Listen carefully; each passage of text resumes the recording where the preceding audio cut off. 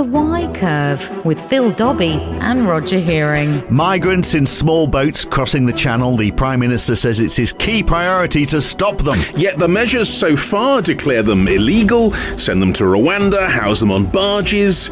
All seems desperate, impractical, cruel, and probably against international law. But between the anger on one side at foreigners coming here and taking our jobs and benefits, and the fury on the other at penal policies towards people who've lost everything and just want a better life, is there a rational and compassionate way to deal with migration? Are there things that can be done to stop people paying smugglers to risk their lives on the sea without at the same time putting an intolerable burden on the country's resources? Are there any policies on migration that meet the criteria of being legal, humane, practicable and effective? That's the subject of today's Y Curve, brought to you by Wigmore Associates.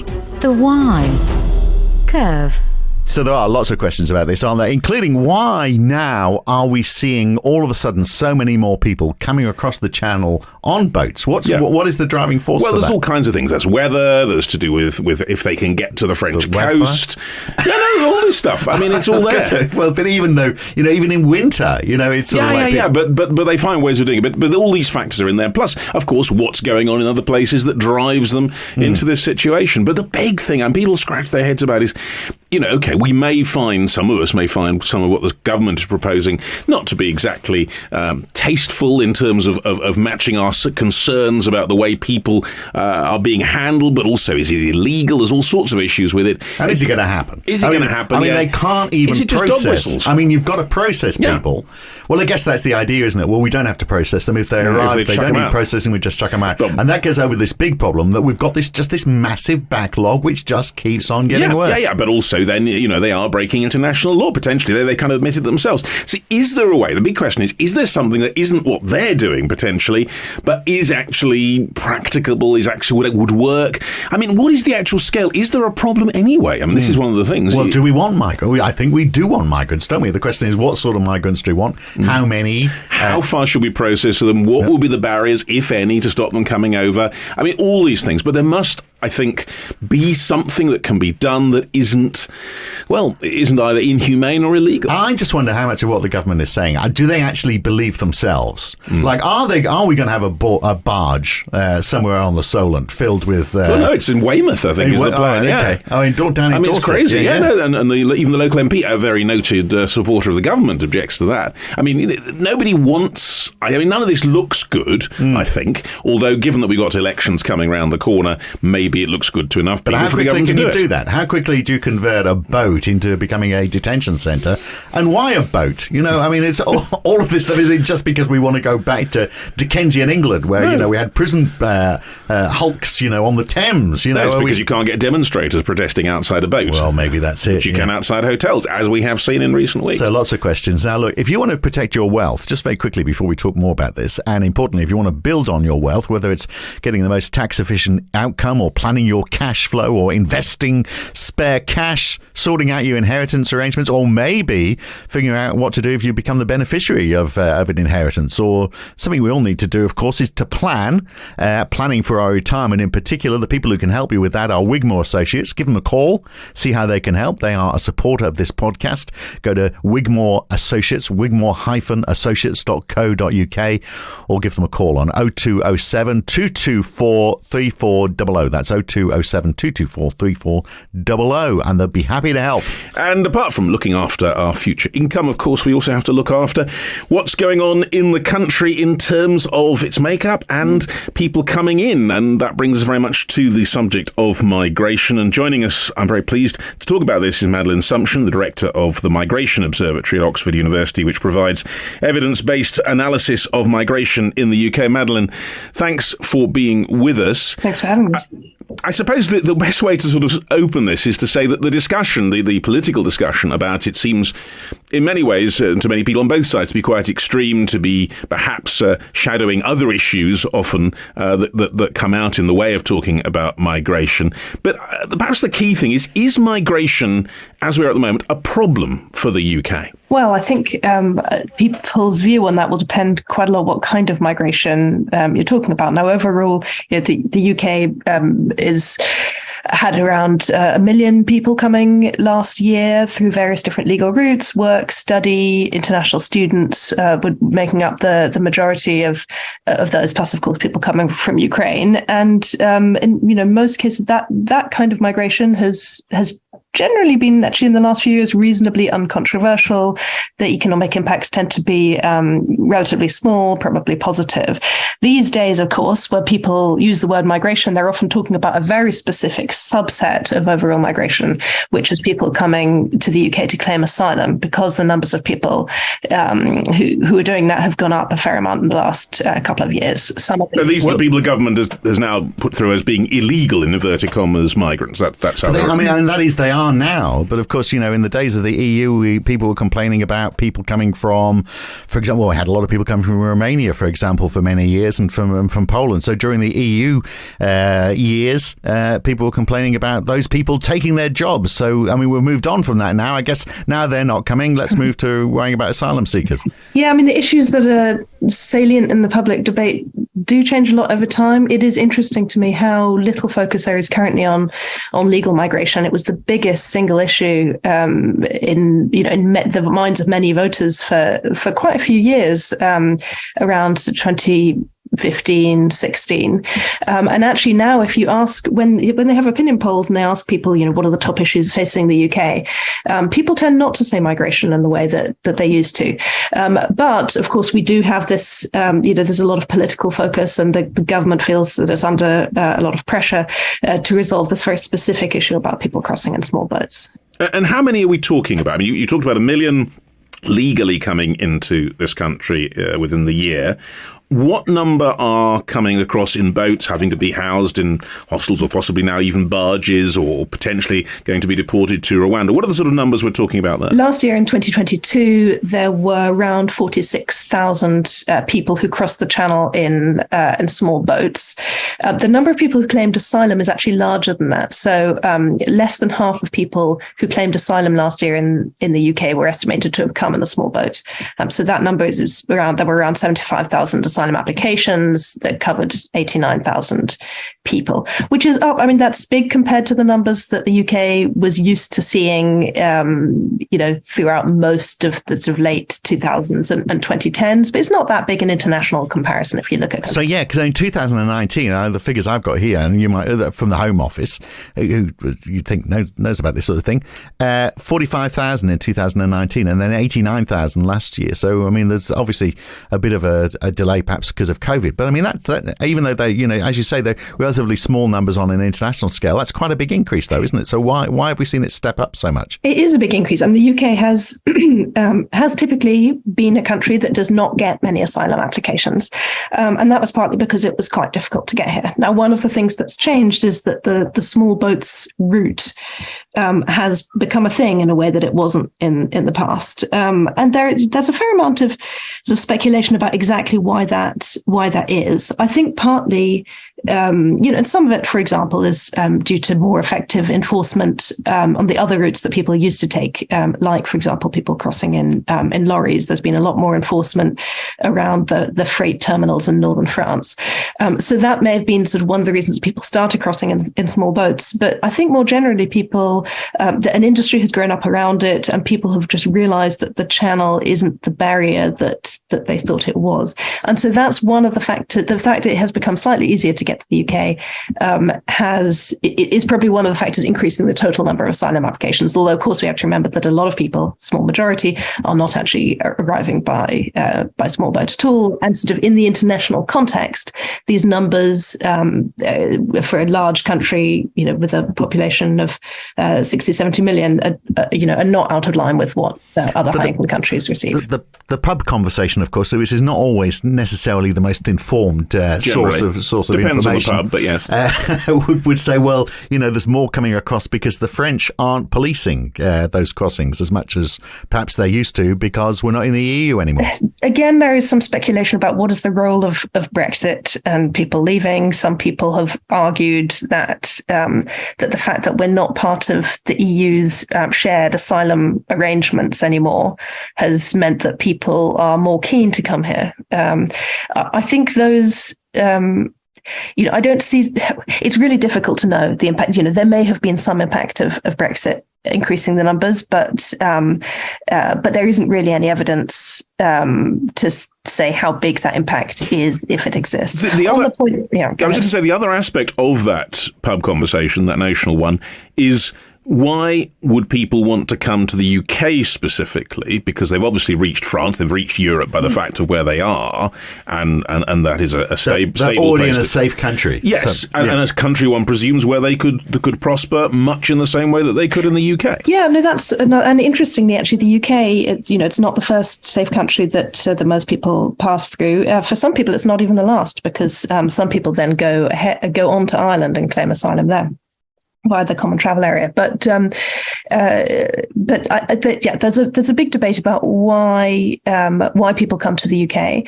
Obviously, most people don't. So most people who claim asylum, who make it to the European continent, claim in EU countries, and then some, a smallish percentage of them come onto the UK. Often they have some specific reason that they want to be in the UK. So sometimes they may have family members or friends here. Maybe that they only speak English. They're various, or they have sort of an idea about the reputation of the UK as a welcoming and tolerant place. So there are various different reasons. It's interesting that there isn't an obligation. There's no legal obligation on people to claim in one country or another.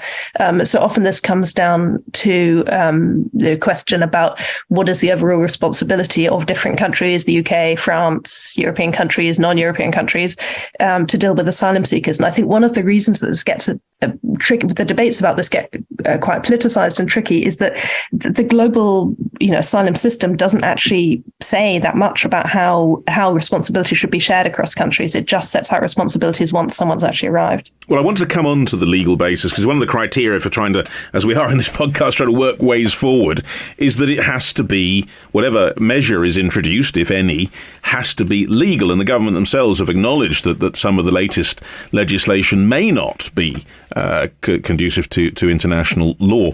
What are the obligations as we sit with current law as it is, international law, on the UK government? What can they do? What are they not allowed to do in terms of people coming across in this way?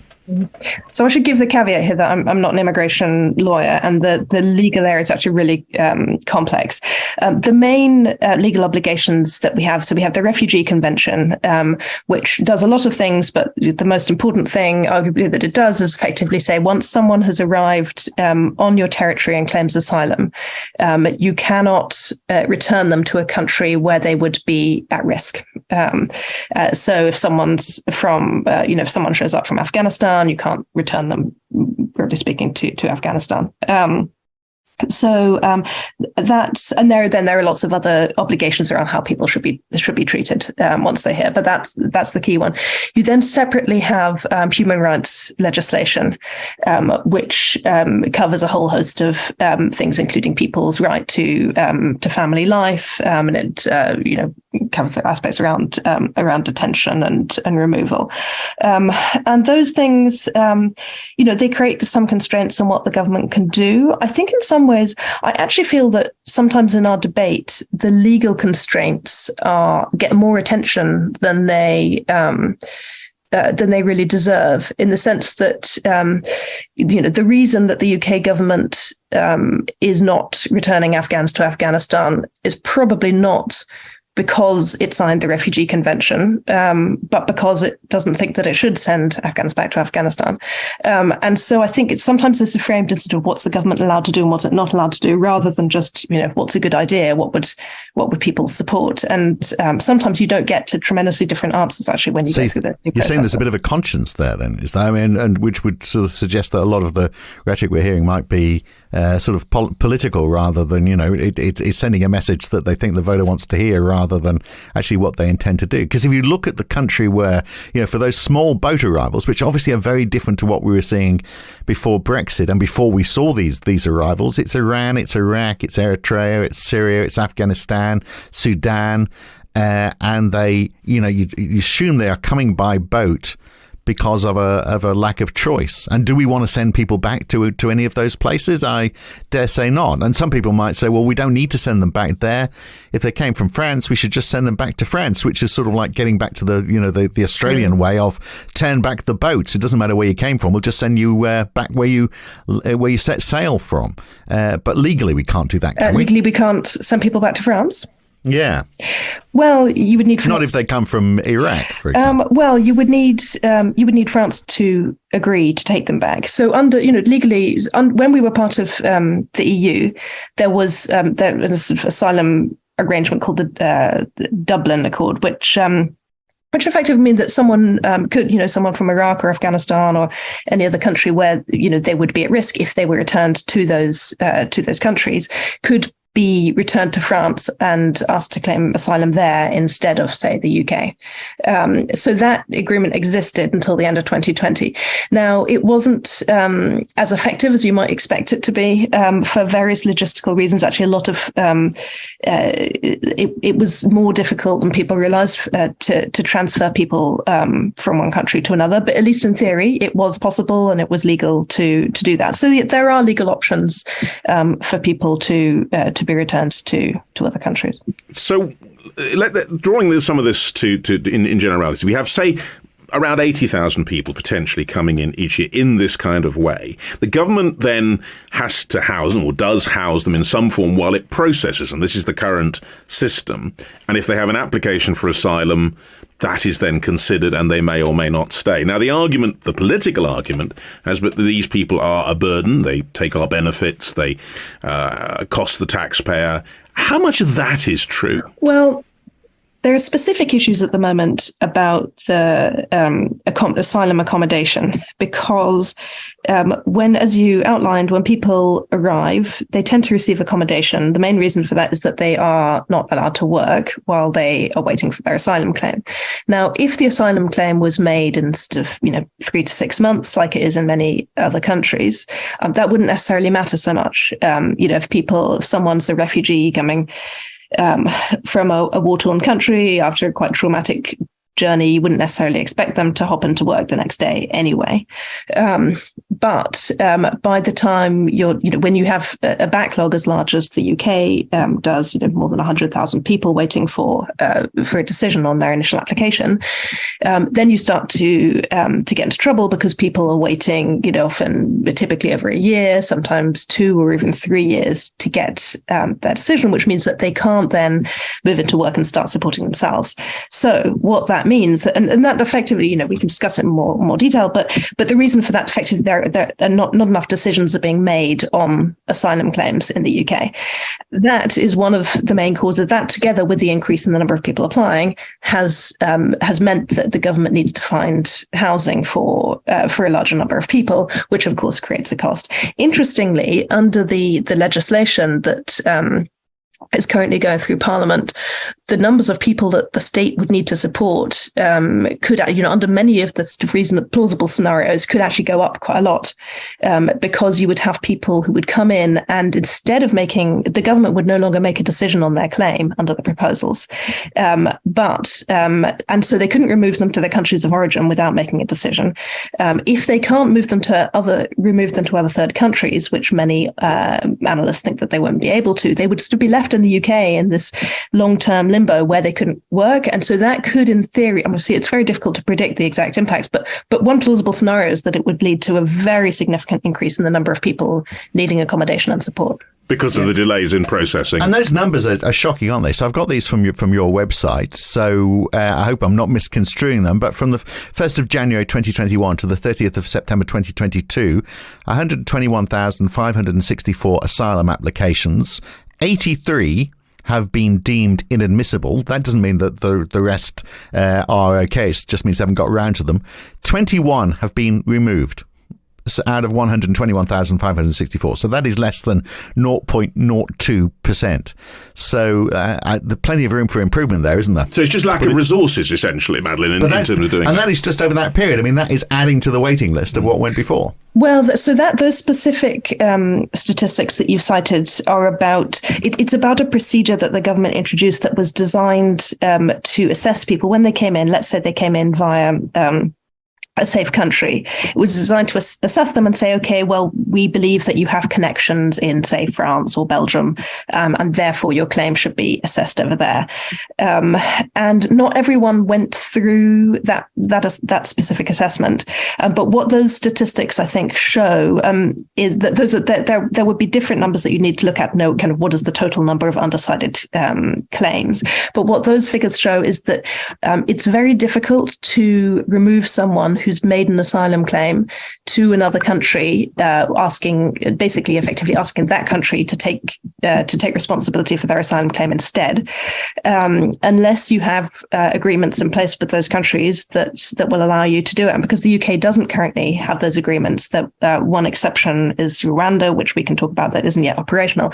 But without those agreements with third countries, it's just very difficult to, even if someone does have a connection there, to get that country to take responsibility for the claim. So that's why few people have been removed. But those removals numbers, the 21 people, that doesn't reflect removals of sort of anyone who has claimed asylum and then potentially been turned down. Those numbers would be higher. So doesn't common sense suggest then that, the Brexit aside, the continent of Europe still exists, we're still part of it, and it is a Europe-wide issue. Well, it's a worldwide issue, but Europe has, by its nature of its geography, its proximity to war zones that it needs to contend with, that there would be a Europe-wide solution, that the countries within Europe would all say, well, okay, we've got this many people coming into the country.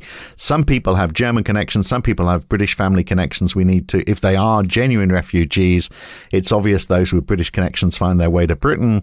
Let's chalk up, let's divvy up, the responsibility across the whole of Europe so that no one country is bearing the brunt of all of this. I mean, wouldn't that make sense? Obviously, the downside of that is that Britain would probably end up having to take more refugees. It's a good question. So that sounds like a sensible approach. Sorry for bringing that up. No. It's basically a first, Madeleine, but so let's treasure it. But yeah, what's your thoughts about it? So various. I mean, and there have been a number of different proposals along these lines. Sometimes Europe-wide that were in fact debated within the EU. Sometimes, some scholars have made similar arguments, but at a global level, saying, rather than wait till people arrive through dangerous routes onto the territory, why not just have a system where we agree what the responsibility is for each country, and then subject to things like family ties, people will be sort of allocated across countries, and so you wouldn't have anyone without somewhere to go. I think that the challenge for that is partly just political, that it's so difficult to agree, for countries to agree on what their fair share actually is. And you get these debates. So, for example, should a wealthy country be able to pay a poorer country to take more refugees for it? Can you say that your fair share for taking refugees is lower if you provide a lot of development aid, which is an argument that the UK has made. When we saw this attempt a few years ago within the EU to try and create a formula effectively for allocating refugees across countries, it was incredibly divisive, and they ended up not being able to agree because there were countries that said, no, we simply are not going to increase the number of refugees that we take. So I think in theory, those kinds of solutions are there. And I think the sort of utopian vision might well involve one of those. The political practicalities of getting there, I think, are quite difficult. What about another sensible solution? 2-in-1 podcast is quite something. But what if you had an office, say, British government office in Sangatte or Calais or wherever it is, and you said, there we are, anyone who wants to come to claim asylum, you come in here, we can begin the process. We can even then transport you safely across so that these, barges or whatever it is, effectively become the places where these people go. But it's all within the system, not picking people up off beaches, not forcing them to go in small boats in bad weather. And we simply assess them at whatever rate we can, but within a closed government-sponsored system. Wouldn't that be a better way forward? A more humane one, at least. Well, the government, I'm sure, would say, well, that's just going to encourage people. But we're only talking about 80,000. It's not massive numbers. But they might say, well, that'll make it 500,000. Well, or millions and millions, as I think was said in the House of Commons the other day. But realistically, that is handleable, isn't it, Madeleine? Yeah, so I get, well, yeah, what we're getting into here is the debate about how can you substitute safe routes for the dangerous routes that people are taking. And we do have evidence actually that say if there are safe legal routes that are available to people, they do take them. So in Ukraine, for example, with the Ukraine crisis, we have a visa scheme. People can sort of do roughly what you were outlining. So they can be in France or in any other country. They can apply for the visa. The visa gets granted, and they travel safely to the UK. And one consequence of that, there are no Ukrainians crossing the channel in small boats because they can get a visa here, and people prefer to do that. Now that scheme is very big. So we've had around 170,000 people so far who've entered on one of the Ukraine scheme visas. So obviously it's difficult to imagine doing that for all of the nationalities of people crossing the channel. I think there are, a number of organizations, individuals have proposed something along the lines that you're outlining, where people would make an application in France or perhaps somewhere else, and then it would be assessed before they arrive. I think the issues that you would need to work out in that kind of scheme are, well, firstly, how, is it going to still take 2 years to decide their claim, and if so, what happens to them in the meantime, and how does France feel about all these people sort of waiting in the territory? But let's imagine that you could do it really efficiently and that the decision making was fast. I think probably the biggest question you get to next is there a cap on the number of people? Do you sort of just try it and see how many people you get? If there's a cap, then what happens? Well, firstly, are there any selection criteria? So because the currently refugees under the asylum system, there's no selection criteria. You meet the threshold of being someone who is genuinely in fear of persecution in their country of origin, or you don't. But we don't say, well, we'll take the people who have higher levels of skills or meet certain criteria. So, and then if you have selection criteria and a cap, you then need to ask, okay, well, what happens to the people who are unsuccessful? And is there a risk that then those people simply cross through the irregular means? I think if you want to have a higher degree of substitution, so really targeting the types of people who would otherwise have crossed through dangerous routes. Probably, there isn't a perfect way of doing it, but probably the groups that you want to be looking at are people who have some really specific reason to be in the UK, like like people with family connections there.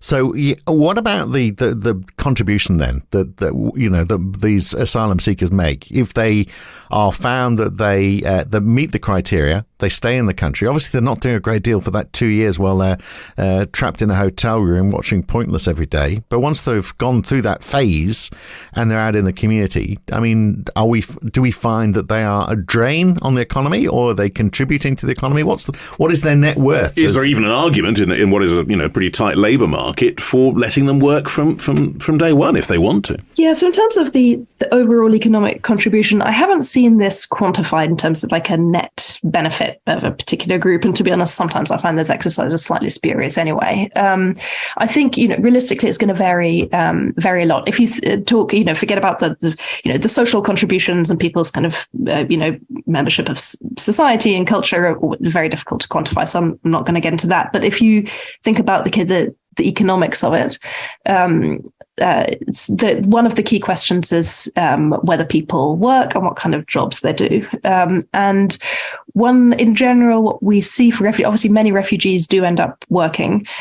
They tend to struggle more in the labour market than people who come for other reasons like work or family, which makes sense, right? They didn't come, people who come for work or family have they have support here, they have specific reasons for being here, they may have been, had a job lined up.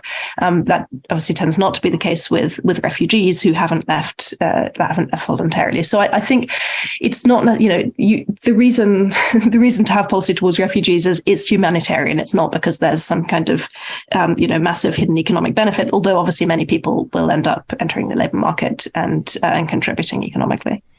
But that economic argument is given against refugees fairly often, isn't it? That people aren't escaping persecution; they're coming here as economic migrants. Well, the Albanian young men from Albania, which was a recently quoted example. But if they are coming to work, they presumably come here in order to try and prosper. They will earn money and potentially pay taxes. And although I take on board what you were saying, Madeleine, about not necessarily some of them that easily at the beginning, but nevertheless they are an economic contribution. Yeah, I mean, I think we need to separate out. I think the debate is quite different when we're talking about people who are recognised to be refugees and who eventually will receive refugee status. So, the vast majority of people from Syria or Afghanistan, for example, and people from a group like, for example, Albanian men, not Albanian women, out of interest, who actually often, typically do get asylum in the UK. But if you're looking at Albanian men, the large majority of those claims are not expected to be successful. And I think that's, the sort of analysis you want to do about that group is quite different. I wouldn't necessarily suggest we lump them all in together. There, I think, the question is, yes, is there an economic benefit from irregular migration of people coming to do work who don't have a valid asylum claim? There may well be, and actually there's some evidence from the US that, where there have been some studies on that suggest that unauthorized migrants there could have substantial economic benefits. I don't know that necessarily is an argument for, I think that the sort of arguments against irregular migration are often, in principle, ones sort of protecting the integrity of the system. So I think there's a legitimate position for people to say that they don't want it to happen, even if it were to have economic benefit. Well, they're not taking jobs from other people. I mean, that's one of the other things that comes in. They say, they come over here, they take our jobs. Is there much evidence that that's true? Well, so we don't. There's a lot of evidence on the impacts of migration overall in the labour market. There tends not to be evidence on specific groups, so I can't tell you what the economic impact of, Albanian men on the labour market would be, for example, except that it's likely to be very, very small.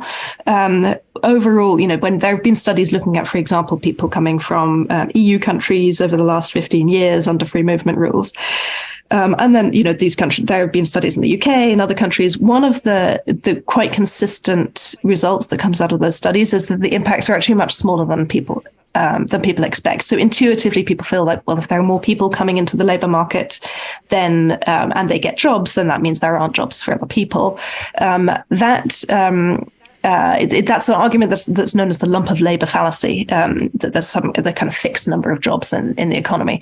And what these studies over time have shown is that doesn't really tend to be true. Actually, the migration increases the number of people looking for jobs, increases the number of jobs, and those two net out, and basically your total impact is often pretty close to zero.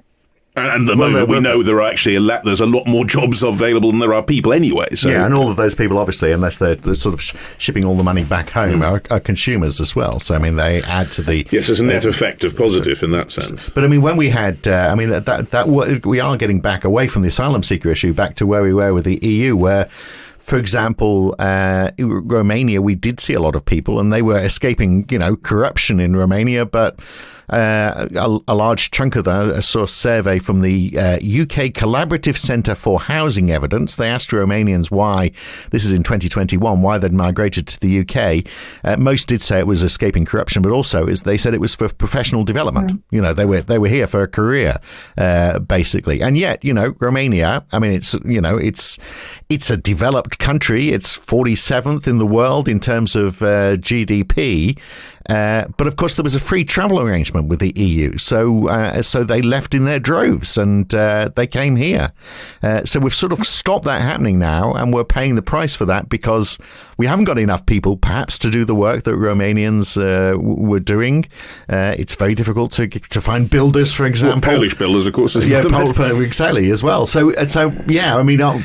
But I take your point, though, it's not right to bridge that gap, is it, by saying, well, OK, let's get irregular arrivals to do it. We just need to have a more sensible approach to migration generally. Yeah, there's a big debate about the impact of ending free movement on the labour market. And this is something I've spent a fair amount of time looking into. I think, again, counterintuitively, the impacts might not be as big as people would imagine. In that, so we do see that there's more restrictive immigration rules, particularly into when we're talking about low-wage jobs, things like food processing or hospitality, which were jobs that a lot of EU migrants did. Those more restrictive rules seem to be one factor that's contributing to labour shortages. They're not the only one. However, it's not always the case. Just as the lump of labour fallacy that I mentioned earlier suggests that every new person coming in doesn't mean you take away one job from someone in the population. You sort of have the flip side of that with vacancies. Just because there's a vacancy, it doesn't mean you need to have someone come into the country to fill it. In practice, what ends up happening is just if you have more migration into low-wage jobs, sectors that use low-wage workers expand. So you might end up with a bigger hospitality sector or a bigger food processing sector. Economists tend not to mind that much what the size of different sectors is, though. So I think, if you have a more restrictive regime in sort of 10 years' time, looking back at what the impact of that will have been, it will probably just mean a slightly different composition of the UK economy, but not necessarily a fundamentally different picture in terms of our prosperity. But inflation is being driven by the service sector, and a lot of that is being driven by jobs, of course, isn't it? So that can be lack of available people in that sector. I mean, one of the things that comes out from this is, we can take the economic arguments back and forth, but really what's a lot of what's lying under this, in political terms at least, is an attitudinal thing, almost a cultural thing, a fear of them coming over here. You hear foreign languages on the tube or on the bus. The concern that there is, which is cultural, of being replaced almost, people being, we now have foreigners living in our street. How far, Madeleine, is that a problem with immigration, that the people just don't want to have people coming in who aren't like them? Yeah, it's really difficult to answer that question, but certainly in any kind of quantitative way. When we talk about the impact of jobs, I can say, well, here's the evidence, and does it in fact affect the labour market? Yes or no? Whereas when you're looking at how migration affects culture, everyone's idea of how you should measure culture and what matters and what doesn't will be very different. So I think it's hard to sort of pronounce confidently on that issue. One thing we have seen over the last 8 years or so, really since around the time of the referendum, is that actually public attitudes towards immigration have become more positive. And so you see fewer people saying that immigration is a big problem facing the country. And then you also see slightly more people saying that they think there are positive economic or cultural impacts as a result of immigration. And that's been something that's happened steadily and quite consistently for several years now, which I think is very interesting. Because the politics wouldn't lead you to think that at all. No, because I think they're looking at. I'm just reliving life in Australia in the 1990s, where turn back the boats was the phrase during the Howard government. But going. To the original question about whether, the approach that's being taken by the government, in particular, for example, sending people over to Rwanda. I mean, if it happens, is it legal? Is it humane? Is it practicable? And is it going to be effective? Does it tick any of those boxes, do you think? So on the question of whether it's legal, this is something that's sort of going through the courts at the moment. And I think it, at least the immigration lawyers tell me it may well turn out to be legal, at least at this stage. There would be, when people actually start moving, there would be further, there will probably be further challenges that could be made, and then it could be revisited. I think the question about, will it be effective? I mean, what has the government said it's for? Well, the sort of main aim of the policy, as far as the sort of government policy statements lay out, is that it's basically designed to deter people from coming to the UK. So the idea is that they see that they might be removed to Rwanda with no chance of being returned to the UK, and therefore will decide that they would rather stay in France or some other safe country.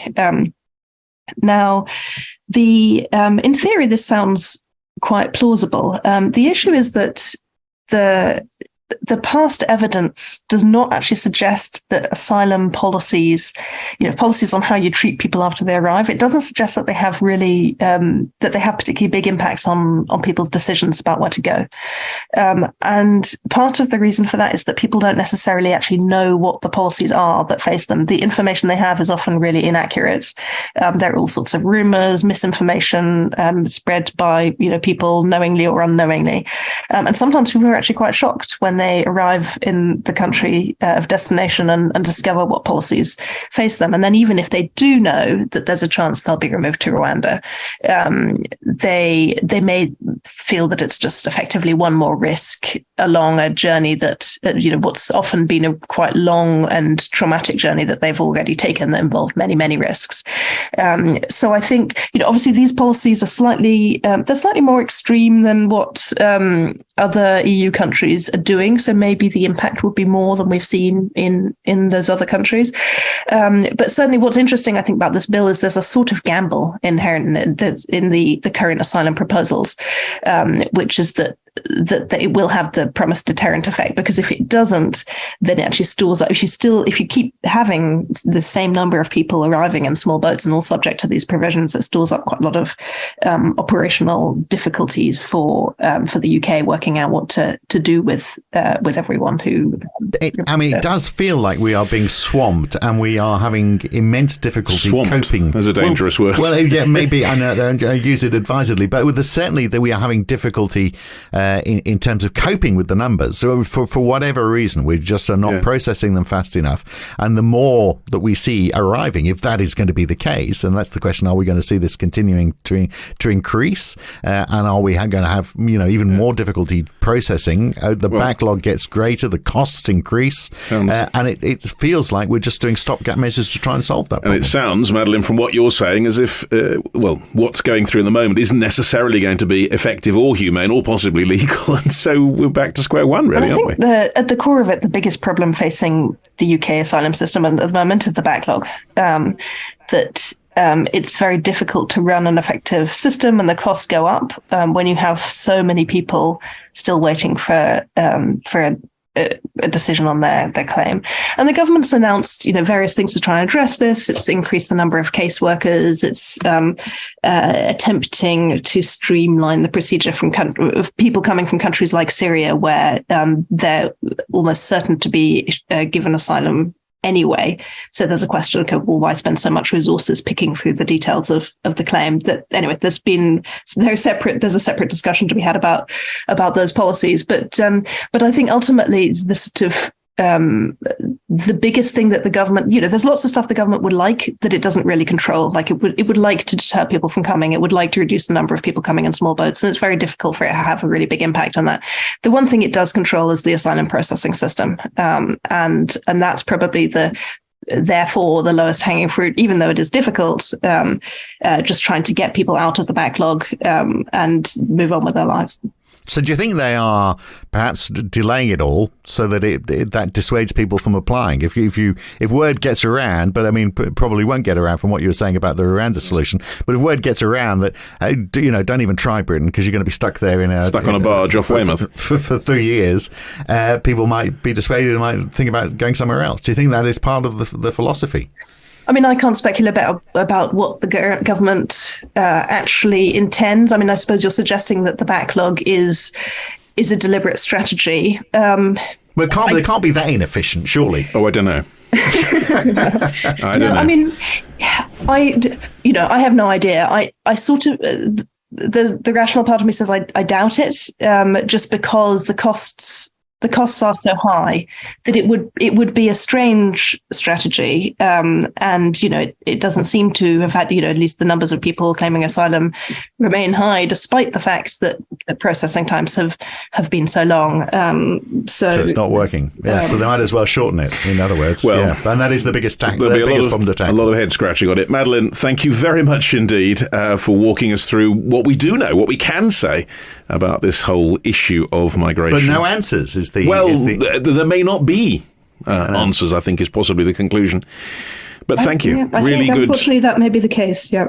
Yeah, very good to have you with us anyway. Good talk, Madeleine. Thanks very much. Bye-bye. That has to be upon it. So, which starts to slow down, though, surely. I don't know. I love the idea that it's intended confusion and intended administrative disaster in order to put people off. Well, I'm just trying to be charitable to the government, that's all. I'm just trying to think they can't be that bad at their job, surely. But, they keep on surprising us. Well, I was going to say the evidence tends to mount up in the opposite direction. Anyway, talking of evidence, we're going to be looking at evidence that crypto is anything other than an entire scam. That's what's coming up next. Wow. Are we going to provide evidence that it's not? No, I don't think so. I don't know. We will hope to find evidence. Maybe, I don't know, it's a scam, but I think it's... Oh, you do think it's a scam? You told me you did. Well, no, I think it's a Ponzi scheme. I think... Well, if that isn't a scam, I don't know what it is. I think there are people who believe that if you invest in something which is a limited resource that is scarce, and they think that money isn't scarce anymore because of fiat currency, we can basically government produce as much as they need. Yeah. Then let's go back to the days of the gold reserve, and the one way of doing that is to invest invest in crypto because it's a limited resource. Well, I think it's not only a limited resource, it's also fresh by air. nothing. Yes. Exactly. Yes. So I'm not sure it's worth very much. And it has gone up and it has gone down, and apparently it's on the way back up. But when we is now, talk to you, yeah. maybe it'll be down again. Who knows? But we will dig into that on the next edition of The Y Curve, Brought to you by Wigmore Associates. We'll see you next week. Thanks for listening. The Y Curve.